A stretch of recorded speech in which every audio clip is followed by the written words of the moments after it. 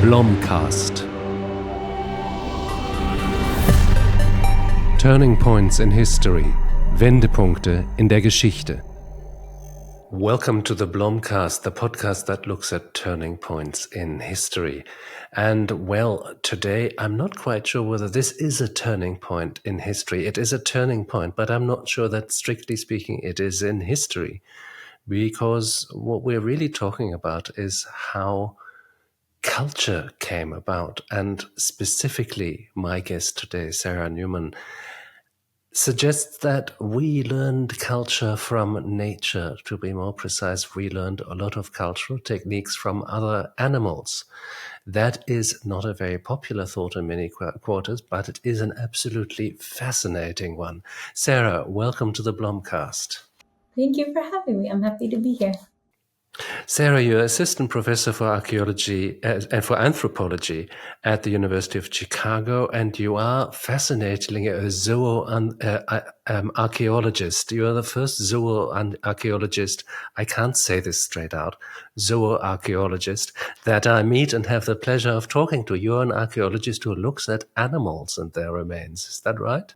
That's correct. Yeah, I think we're not such a rare breed, but yes, exactly. So part of my archaeological research involves looking at animal bones that are found at archaeological sites and identifying the animals and thinking about how people in the past used them and hunted them and things like that. The other very unusual thing about your research in these hyper-specialized days is that you've published both about the Mayan culture and about ancient Jordania. Tell me, how does that work out? Yeah, I mean, I think, well, one of the things that, as you said, I'm in an anthropology department. So even though, of course, I'm an archaeologist and I've specialized in studying the ancient Maya, I am also very interested in kind of thinking comparatively, very broadly.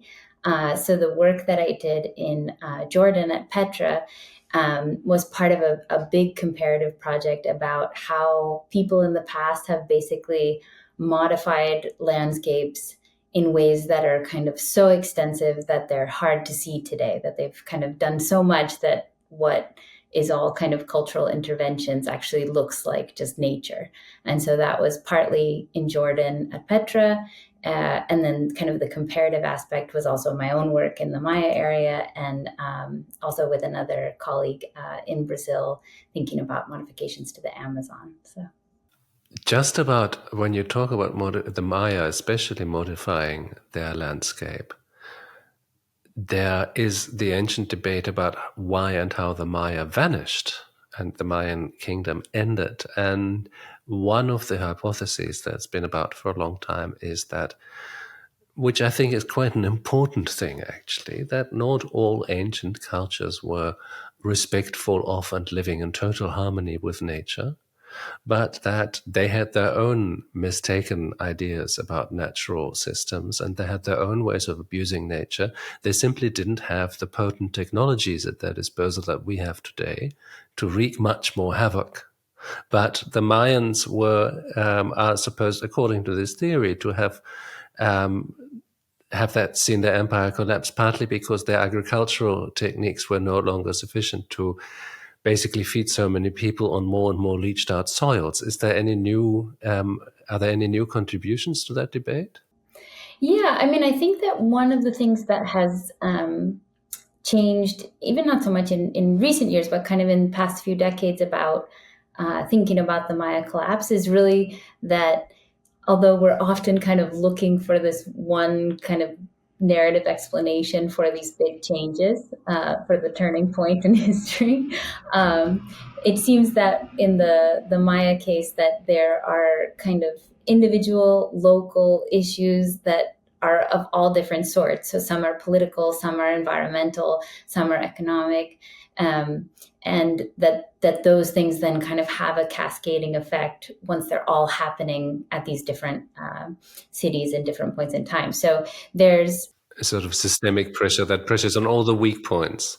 Right. So what looks like, I mean, so what is a political collapse at one city-state becomes an economic problem for another because they've been trading partners. And then that becomes, an environmental problem for a third city state because now they have to kind of rely more heavily on local resources or something like that, that there are these kind of domino effects that happen.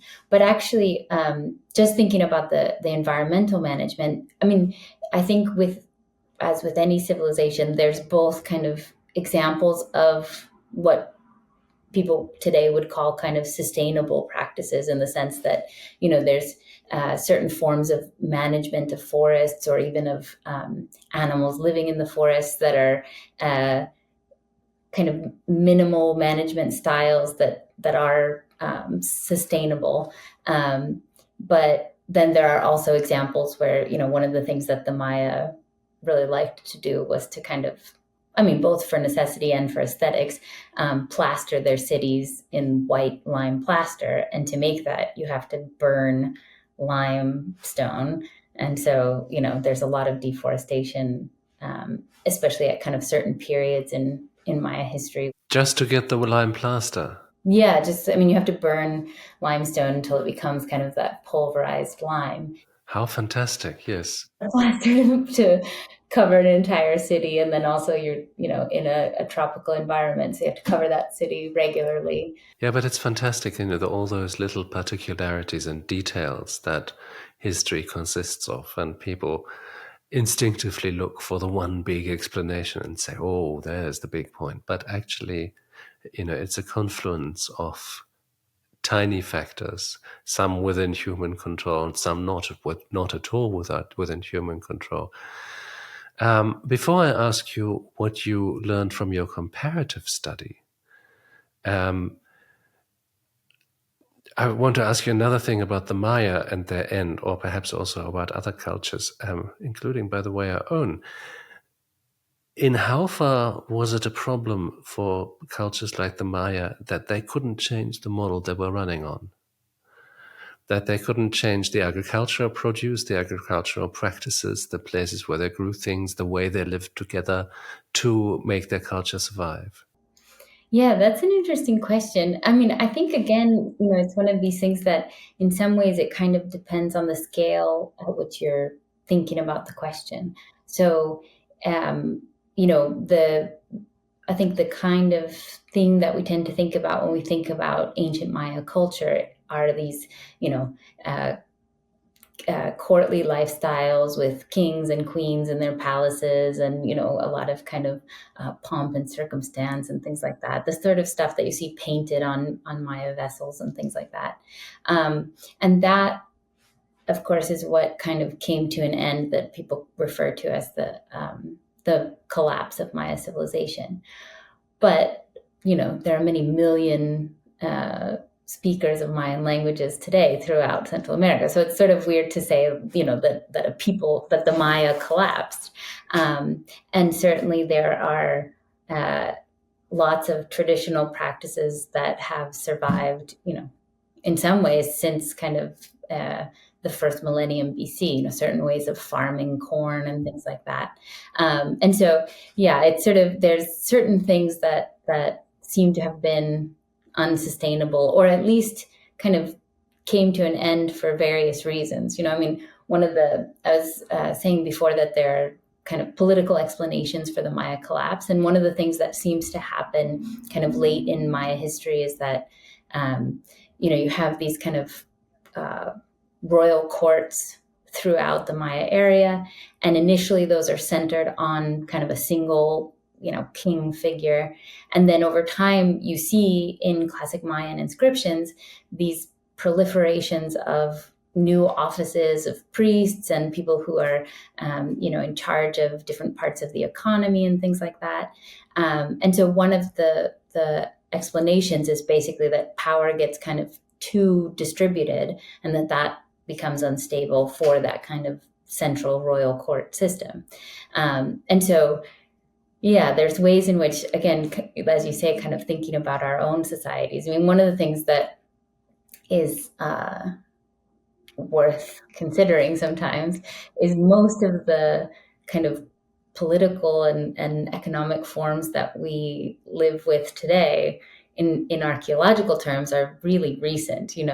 Most, I'm talking to you from the United States, and it's like, we're gearing up for the big anniversary because of, our political form started in 1776, which for the Mayas, we're one part of one of the periods of Maya civilization that we recognize. So You will have a wonderful celebration of democracy next year. I mean, it is an interesting thing, and I know that you may want to be careful about what you say, because at the moment, being an academic in the United States is not an easy thing. And I've had colleagues of yours on this podcast who have spoken very clearly about their situation at different universities. And that in itself is quite shocking. But I mean, from an archaeological point of view that you just so nicely took, I think, if archaeologists look at the United States circa 2025 or so, in 200 or 500 years, they will see a society that turbocharged its old model. In the face of a necessity to change and to transform, they said, bugger transformation, we're going all out into the past. Which is an interesting thing, and that's but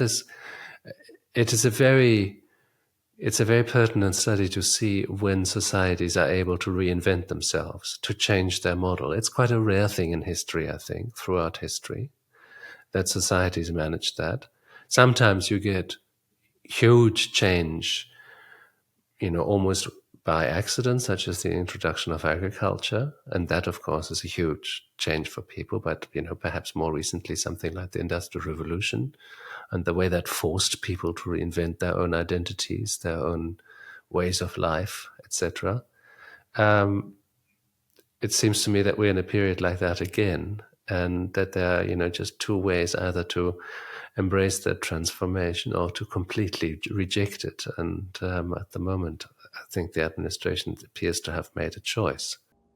yeah, I mean, I think, just in terms of thinking about archaeological examples, I know I have friends and colleagues who make a lot of comparisons to the moment we're in right now and kind of the uh, end of the Roman Empire or something like that, in terms of Decadence, yeah, and also profligacy, right, and the tyranny. concentration of power in single figures and kind of the the distributed power among senators who were different from our senators, but kind of conceding power to the central figure and things like that. So No, I think that's a very important and pertinent point, and it's an interesting comparison.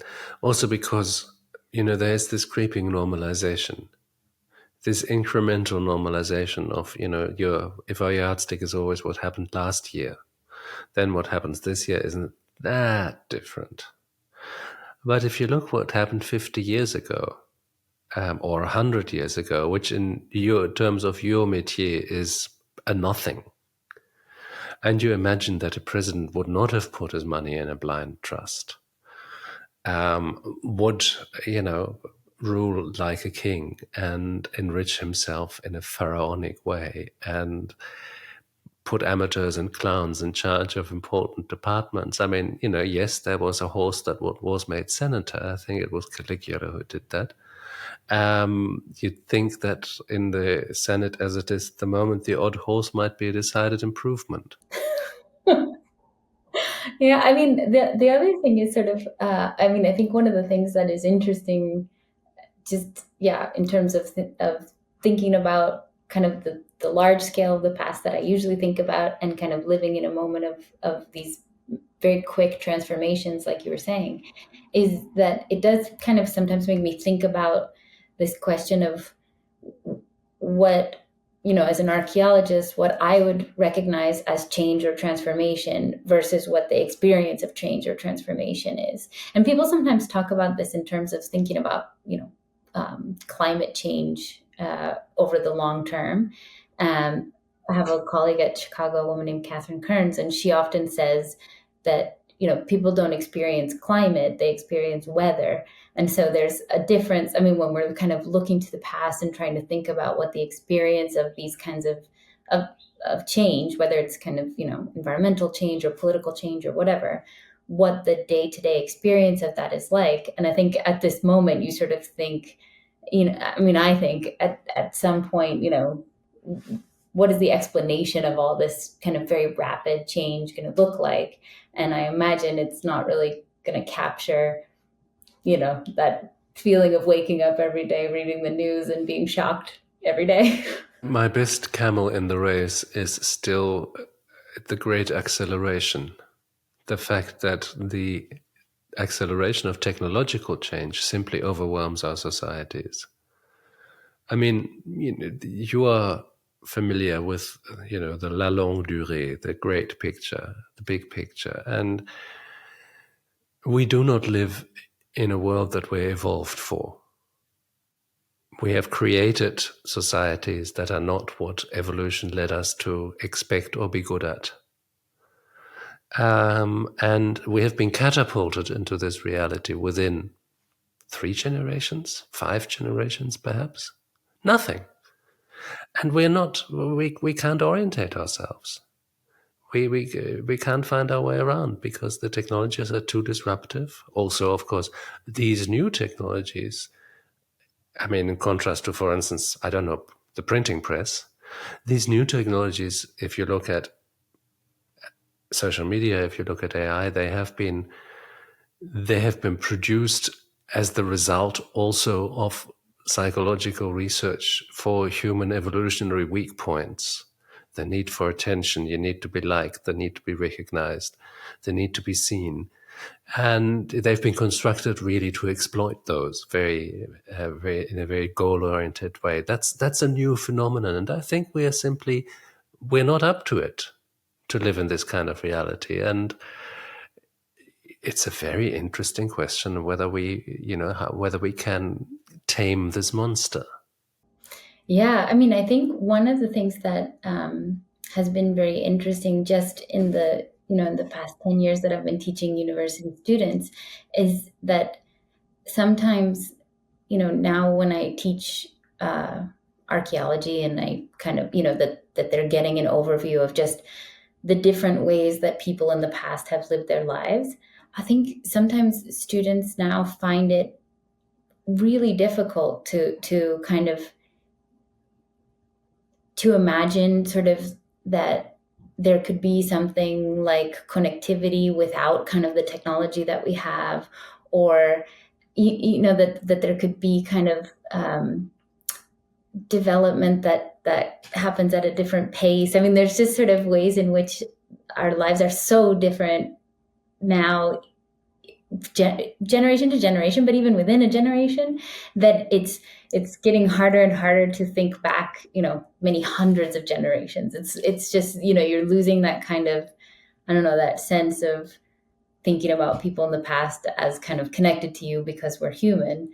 And it becomes more and more foreign and further from kind of the way I think people feel about what they're doing in the world, kind of how they relate to other people, all sorts of things. Yeah. But that's really interesting. I mean, do you think that also has something to do with the fact that people today are less encouraged and less expected to deal with difference? I mean, we talk about being a diverse society, but actually our various societal bubbles are very much unified in terms of the language they're expected to use, the opinions they're expected to have, the kind of socio-economic background that people come from, the kind of racial mix that you find in different groups. I mean, it's all enormously standardized.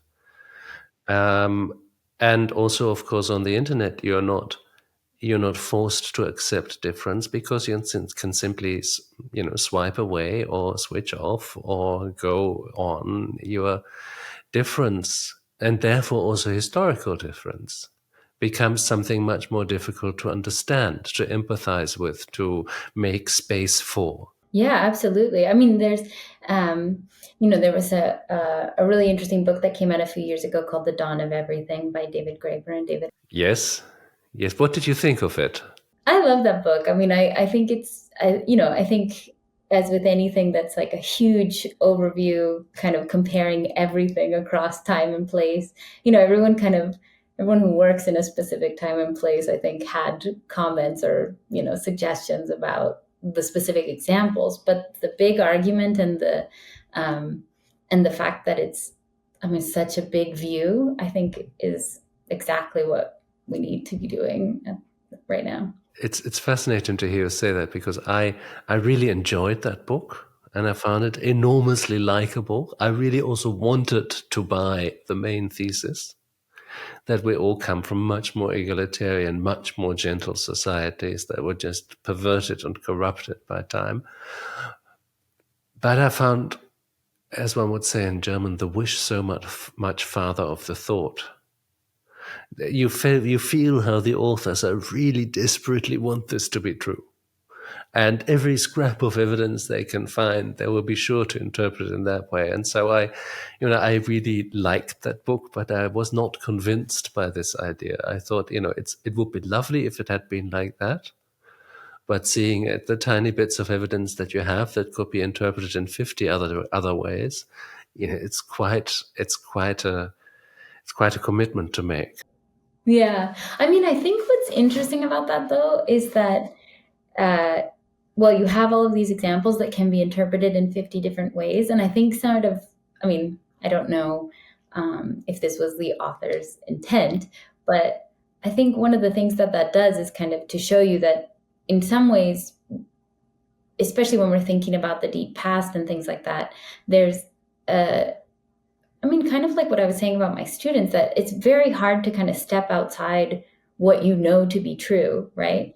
And so we have these kind of grand narratives that are about how humans have progressed, through our entire history, and that we have kind of certain things that we assume to just be natural parts of living in human societies, like inequality and things like that.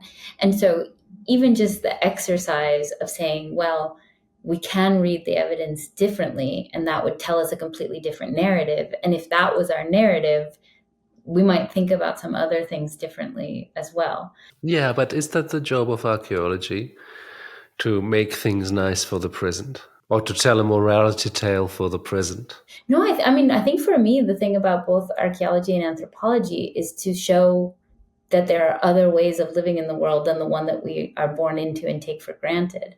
And I think there's a lot of things that one can think are kind of natural and self-evident and universal that are not.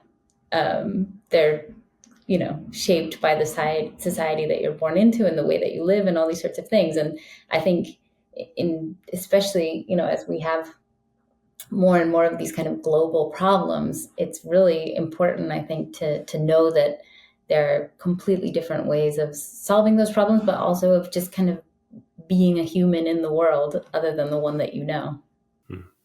Well, yes, obviously. And I think, but that brings me on to something, and I know that we still haven't got around to the animals and nature, but we will. You write that we shouldn't only reconsider archaeological evidence, but we should reconsider archaeology itself. What do you mean by that? So, in the context of the project about kind of doing an archaeology of animals, I think this is one of those things that we tend to take for granted, and that archaeology. This is not a critique of archaeology, but archaeology tends to focus on. Go away, critique. I think I'm an archaeologist, so obviously I'm interested in what archaeology is and has been doing.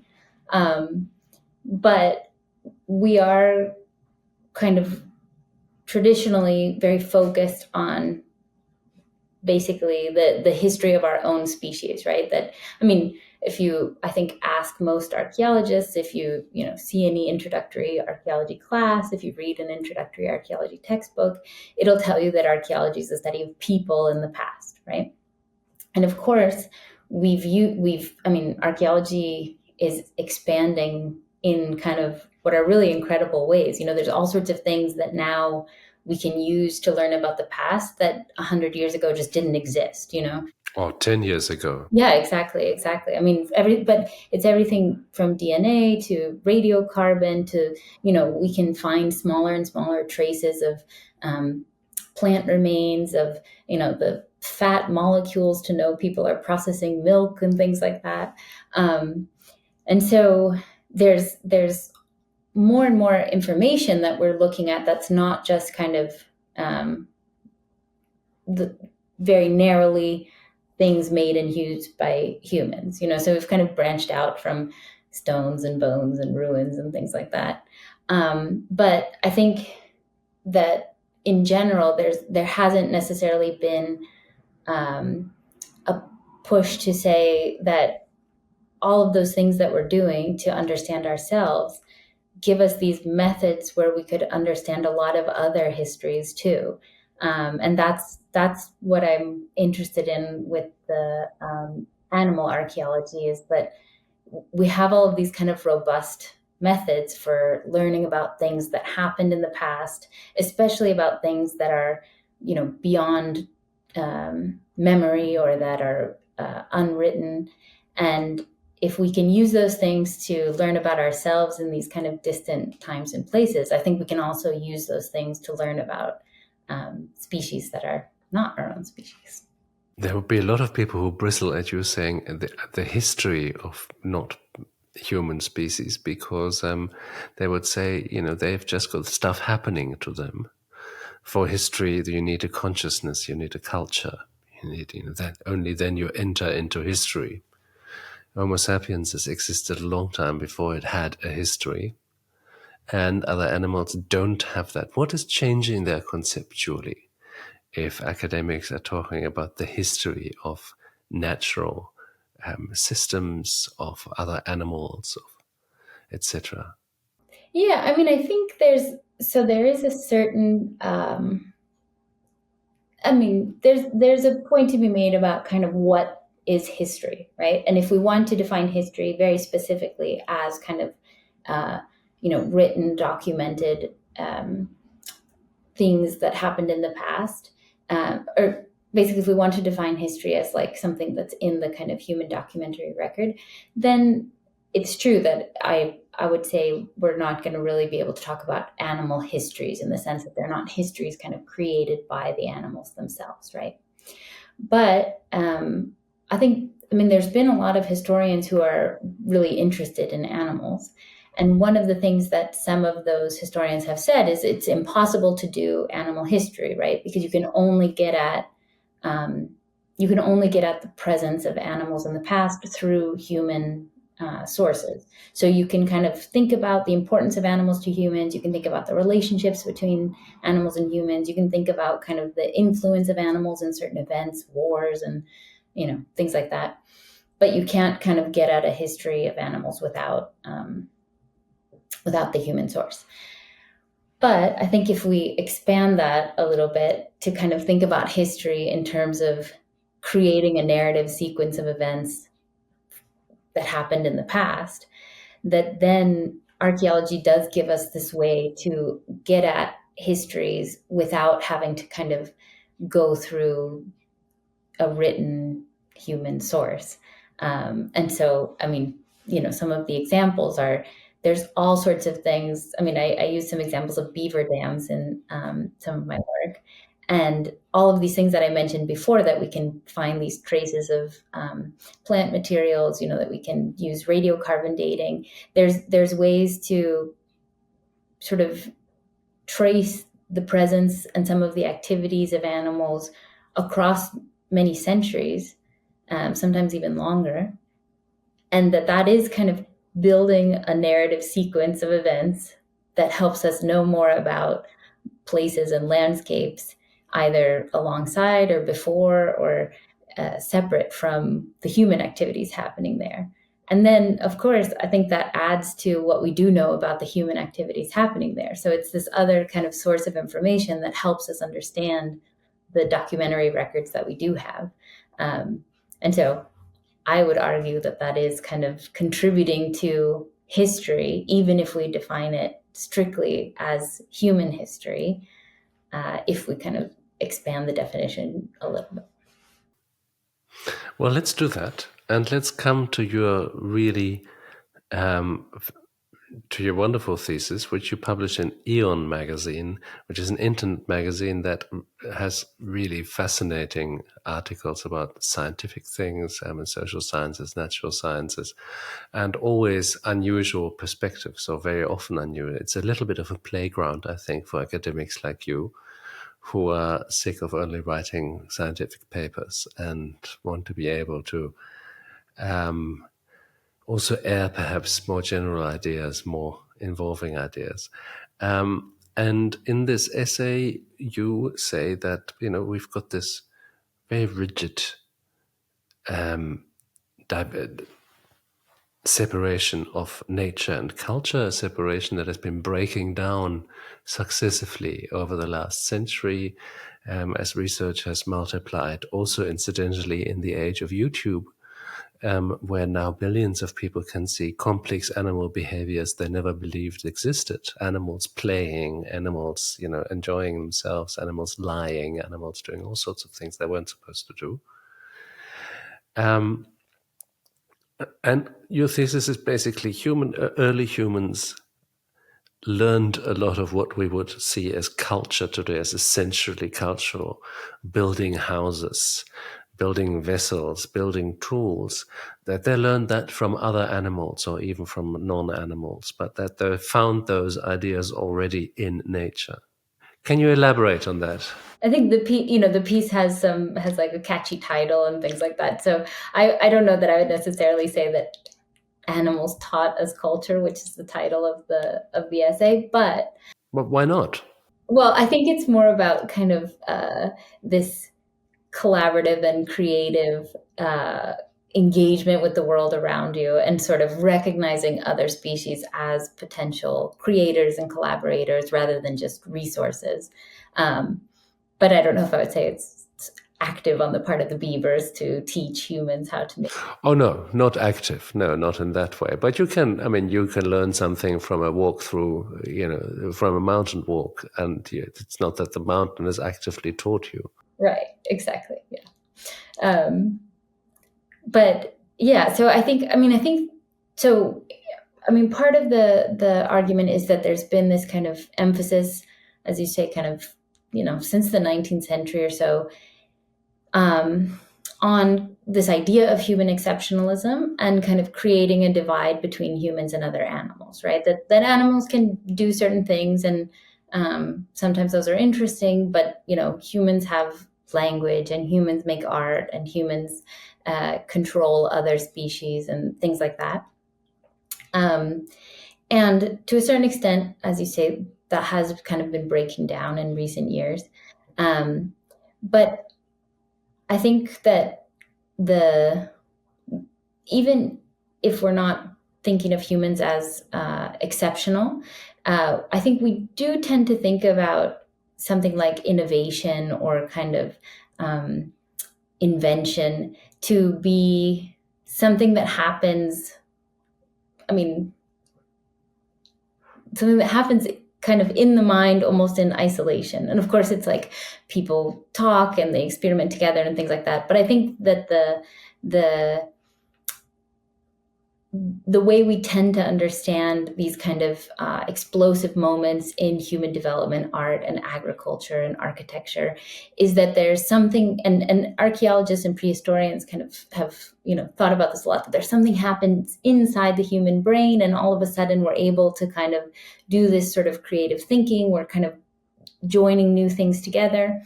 And I think that one of the things that maybe is implicit in the way that that's described, but isn't really kind of stated explicitly, is that happens in collaboration with all of the other kind of parts of the natural world that we're surrounded with, especially at that time. So there's a different kind of attention, I think, to nature than most people experience today, and that kind of produces both kind of innovation and this kind of collaborative form of culture making that hasn't really been recognized. And so people 10,000 years ago are not just sort of, I mean, not just like seeing a beaver lodge and thinking that looks like a good shelter, but watching the beavers make the lodge, seeing them cut down logs, actually going and reusing those cut down logs in their own wooden constructions. And so there's sort of a, rather than this kind of divide between humans and other animals, there's kind of a porous boundary there where it's just kind of one architect looking at another architect and borrowing a technique or borrowing a construction material.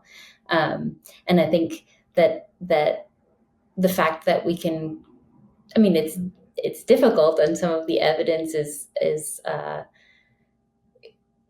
there's not a huge amount of evidence for this kind of deep collaboration. But what evidence is there, or rather, what parallels did you find, or what kind of co-collaboration between human beings and non-human animals in creating what we have come to call culture? Yeah, so in the essay, I kind of lay out 3 avenues for this. One is art, one is architecture, and one is agriculture. And in terms of art, I mean, people who have kind of thought about the origins of art in humans have, as I said, kind of looked to this moment where it seems that, I mean, it's like our bodies aren't changing, right? That we are in the same kind of physical body that we've been in for, hundreds of thousands of years at that point. But something changes, and all of a sudden people start kind of creating representations of the world around them. And about that same time, I have some examples from, especially from cave art in France, where cave bears also, I mean, humans are known for, creating these kind of spectacular images on the walls of caves, kind of throughout Europe and also into South Asia. But in some of these caves in France, there are also cave bear claw marks that are often found in association with human marks that are made. Sometimes the cave bear marks have actually been confused, have been taken to be human marks. But there are a bunch of just fascinating examples where, for example, a cave bear will leave behind these striated lines, and then a human has gone in and kind of connected them with a curve, and it creates a version of a mammoth where the shaggy fur has kind of been drawn by the cave bear. And so, I mean, the argument that I'm making is that there, at this moment when people are starting to kind of experiment with what they can do to kind of make these marks and to be looking at the world around them and sort of starting to replicate it, that the marks left by animals like cave bears are part of that inspiration. That's wonderful, because, I mean, first of all, the idea that animals create art, other animals, sounds quite absurd at first, but then you see bowerbirds creating incredibly intricate structures that they fill with differently colored objects and flowers, and it's a purely aesthetic affair. There's no function to it apart from seducing someone, and you may argue that that's a pretty good start for art anyway.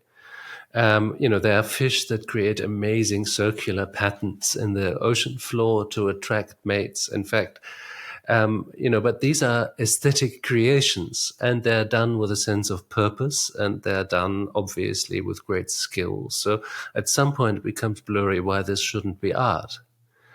And so, but of course, with those claw marks, whether or not they are, whether or not we think that ancient bears created art and tried to embellish their caves, well, let's assume that they just wanted to sharpen their claws. But surely the interaction of the humans embellishing those claw marks, engaging with those animals, which also, of course, were a spiritual presence, a sacred principle, not just an animal, that was a very significant act. Yeah, I mean, and I think that question of kind of, should we call what bowerbirds are doing art, or should we call the fish mandalas art? I mean, that's a really difficult question. And I think for me as an archaeologist, and this kind of goes back to the question about kind of, is animal history possible? That you kind of always run up against this like really thorny issue of intentionality, right? Is what the bowerbird's doing, is that instinct or is that intention? And for me, that's kind of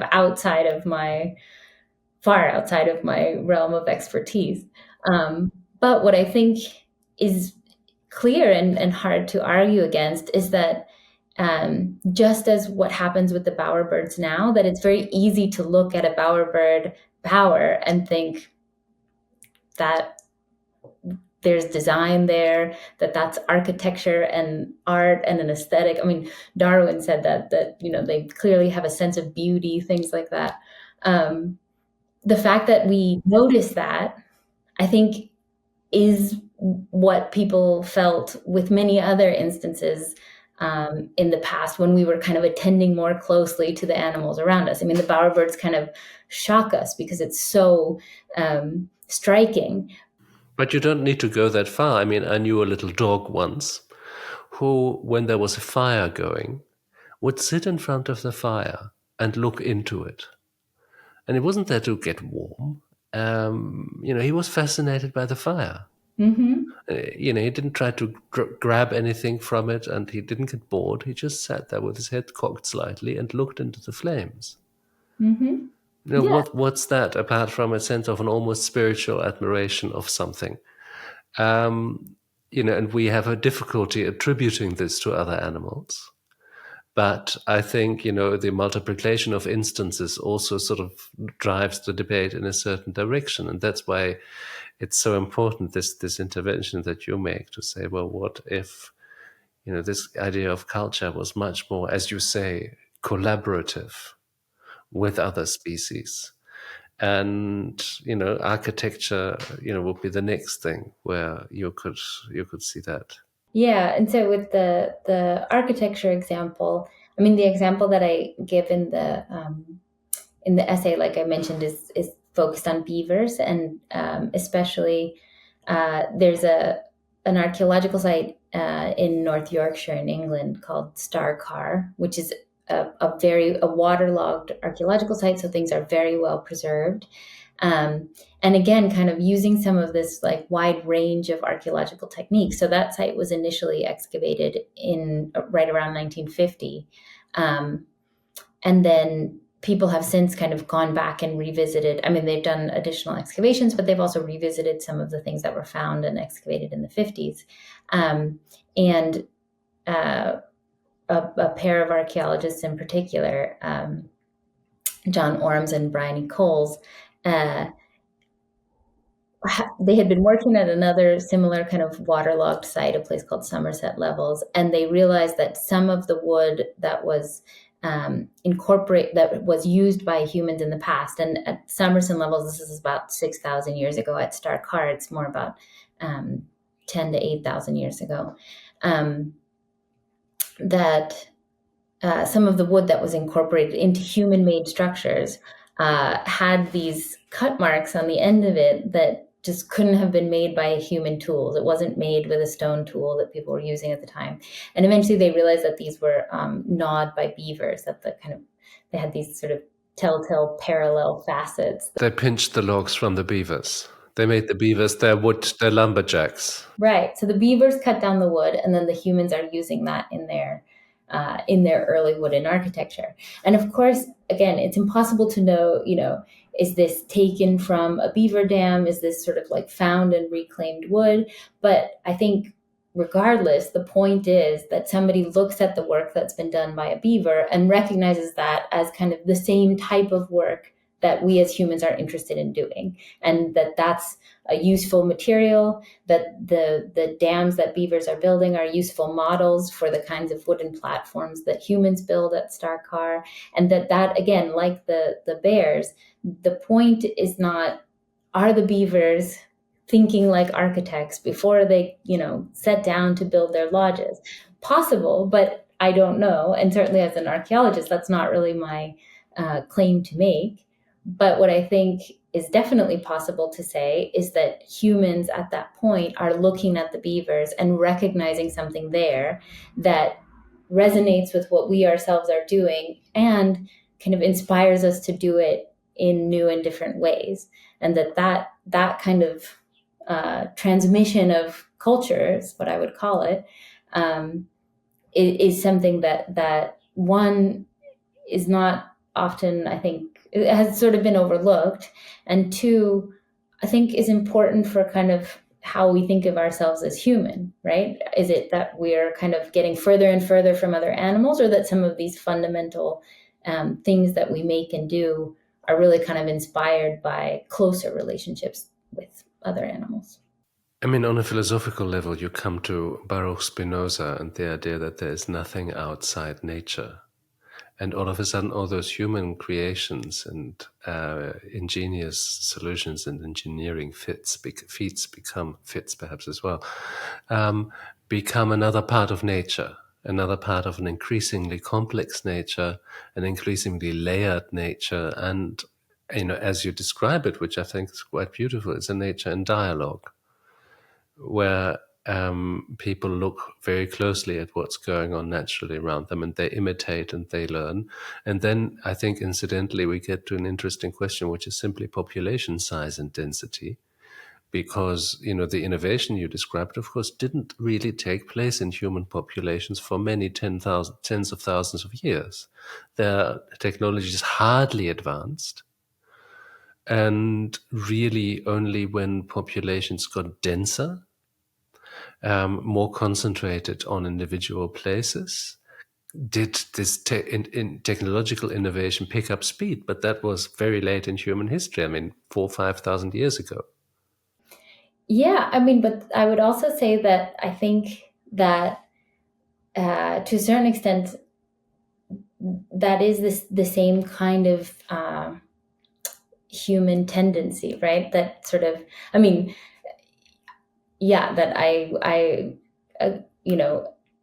when you were bringing up Spinoza and stuff, I mean, it's like this argument that kind of like, whether the question is sort of, are we coming up with these things kind of in the mind, in isolation, separate from the world, or is innovation and ideas and everything kind of rooted in this being in the world, right?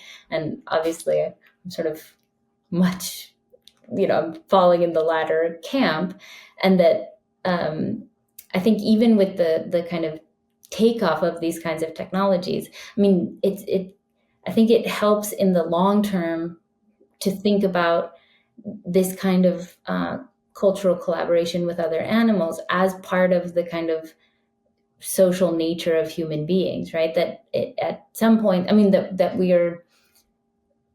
we're kind of innately interested in the world around us and in kind of forming social relationships with that world.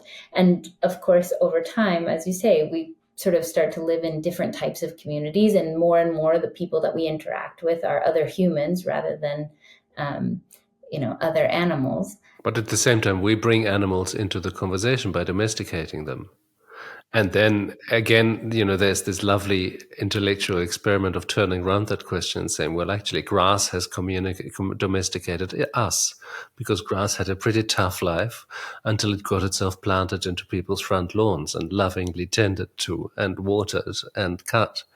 And so, the assimilation process is perhaps also more two-sided than we might like to acknowledge. Yeah, absolutely. Well, and there's lots of examples of animals that are, I mean, cats are a good example, but, it's sort of a question whether cats are really, are sort of fully domesticated in the sense. No, I've heard dogs have masters and cats have staff. Yeah, exactly. Yeah. Right. Anyway, so I mean, there's lots of examples of that where it's kind of these, that I don't know, it's sort of, I think in general, not universally, but we tend to kind of think that our relationships with the world are on our own terms. And I think there's lots of examples in which they're not necessarily, not only not on our own terms, but also that there are these mutualistic relationships that we kind of tend to imagine as being more unidirectional than they are. Last point that you make is about agriculture. And what could humans learn from other animals? I mean, not tilling a plow, or probably not sowing much, or am I wrong? No, yeah. So, I mean, the example that I give in the essay is this. I mean, that's the work of a woman named Natalie Mueller at Washington University in St. Louis. And I read her article, and I just thought this is the most fascinating thing. That so in the eastern United States, there's been rewilding efforts to kind of recreate native tall grass prairies. And when that was done, bison were reintroduced into those native tall grass prairies.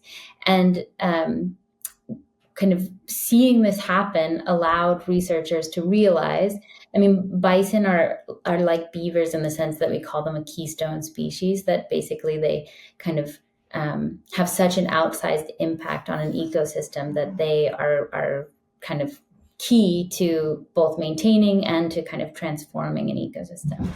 By the way, that's sorry, just to interrupt you, but that is a thought worth holding in your mind, that all animals transform the ecosystems and the landscapes in which they live. We're not the only ones doing that. We just have made a lot more noise over the last few hundred years.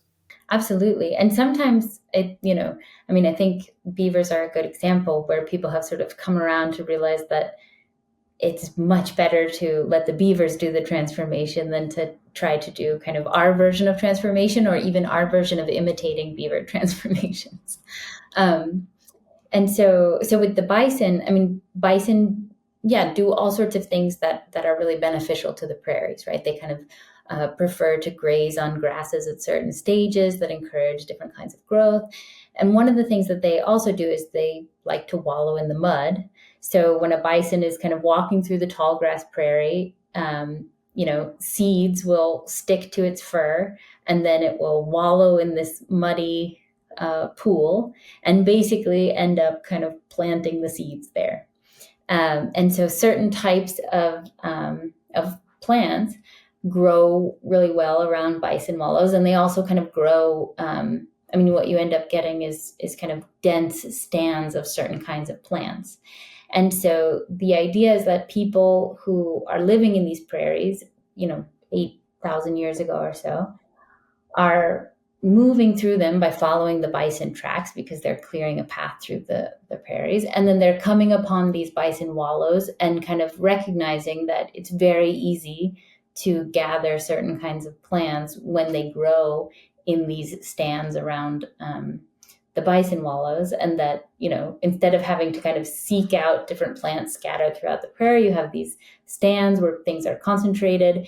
And also that they some of those crops are kind of the pre-domesticated versions of things that later do become domesticated. And so the idea is that just, again, by kind of living with the bison, following them through the prairies, paying attention to what they're doing, and the places that they're transforming in the landscape, that people kind of realize the possibility for domesticating certain kinds of crops.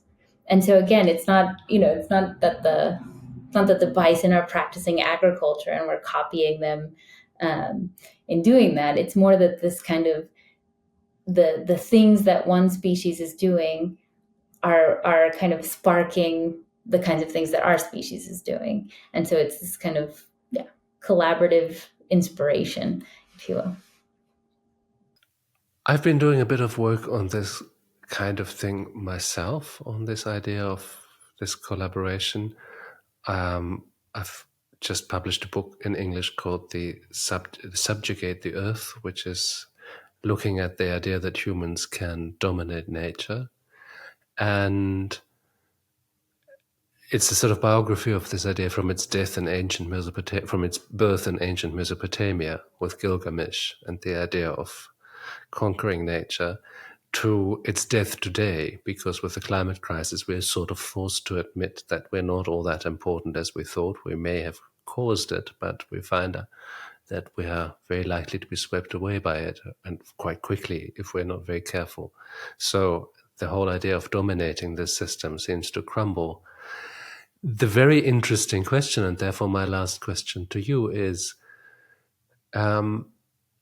If this idea of human beings dominating nature, which of course, if you assume that human beings are part of nature, also is a question in size, an exercise in self-domination. It becomes a very Christian thing, incidentally, dominating everything that's earthly about you, or your earthly impulses, or your body, your infirmities, all those need to be disciplined and dominated, and if necessary, eradicated. This idea that necessarily immediately establishes a hierarchy and a sort of extractive relationship with nature, where it is the dominated object by the subject of history. Now, if you assume that this is really going to its grave now and just showing too many cracks to be continued for long, even if your government at the moment is doing their damnedest to do just that, the interesting question is what comes afterwards. What comes afterward philosophically as well. I mean, in terms of practice, we can all see with sustainability and decarbonizing and all that interesting stuff. But the bigger question is philosophical. How can we recalibrate our relationship to the rest of nature? How can we re-understand each other? I'm a big fan of Bruno Latour and his idea that we are the inhabitants of the critical zone. We are not the people who live on Earth. And this sort of change of perspective that brings when you see yourself as quite an unimportant organism in an infinitely complex system. But what also from your experience, because I'm always struck by the fact that this whole conversation can be retold as a return of animism. Animists instinctively know that with every step they do, they touch the territory of someone else, an entity that lives there and has rights and powers, and that you need to negotiate this relationship. You need to compensate. You need to find an arrangement. You can't just run through that blindly. You will be punished. And now we find out that this wasn't all that wrong.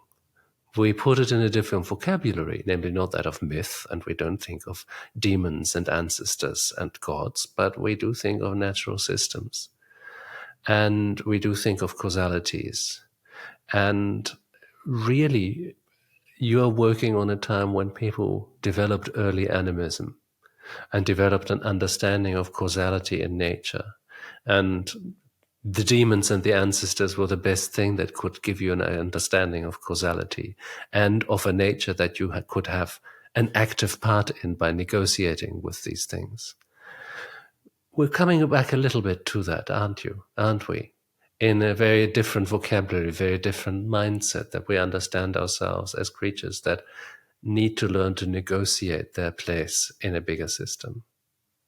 Yeah, I mean, I think there was the British Museum did this book and podcast series called "The History of the World in 100 Objects." Yes, Neil McGregor, fantastic. Yeah, and one of the earliest episodes is about an object that was carved 13,000 years ago into the shape of a swimming reindeer. And in that episode, he interviews a well-known prehistorian named Stephen Mythen, but he also interviews Rowan Williams, who was the Archbishop of Canterbury at the time.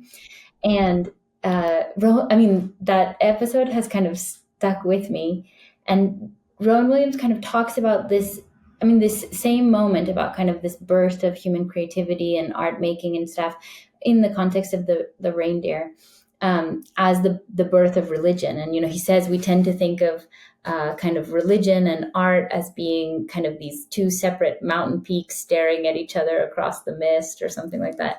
And but that really what he kind of imagines as the birth of religion is this sense that one is kind of projecting oneself out onto the world with huge generosity and then kind of trying to figure out. I mean, you're at this moment where the world is changing, and also your own creativity and your own capacities are changing, and you're trying to figure out how to be at home in this new world. And I would say that, sometimes when I hear that or think about that, it seems not that different from what we're all still doing, no? Sort of things are changing really rapidly. The environment is changing really rapidly, and we're sort of left trying to figure out how to be at home in this world that is shifting all the time. And I mean, I don't want it to sound kind of too, I don't know, romantic or something, but No, but it's not romantic. I mean, surely an understanding of nature as a force to be reckoned with, and as a closed system in which nothing goes away, is simply a different rational approach, a different perspective than the idea of a pure object that is to be extracted, which also simply happens to be scientifically wrong, demonstratively wrong. yeah, exactly. I mean, I think, that many thousands of years ago, we were able to kind of, as kind of Rowan Williams says, to kind of see ourselves in that world around us, and in that way, you sort of the kind of the creativity that we have, that I would say is sort of, there are things that are uniquely human, and one of those things is that capacity to kind of pull in all of these different influences and inputs and generate new things very quickly and share them with one another. And I think we're at this moment where I think the things that are driving kind of what we would call innovation, I mean, just things like artificial intelligence, we're doing that in a way that is kind of looking to replicate ourselves in this kind of machine version that can do what we can do, just faster. And we know so much now about kind of incredible things that animals can do. I mean, that there are animals that can sense illnesses, or know that an earthquake is coming, or before a human can. And I just think, well, why aren't we thinking, okay, we've got all this incredible technological power, we've got machines that can process things in ways that humans can't. Why would we say we just want human intelligence to be done more quickly, rather than thinking there's a whole world of intelligence out there that could, that we could be looking at and learning from, and collaborating with. So it's a version of what our ancestors were doing 10,000 years ago or 30,000 years ago. But yeah, we're still kind of, I don't know, facing the same problem of trying to figure out how to keep up with this world changing around us. Only this time we're doing it alone rather than with that world. Sarah Newman, thank you very much. This was a really fascinating conversation, and what a lovely way to end it. Thank you. Yeah.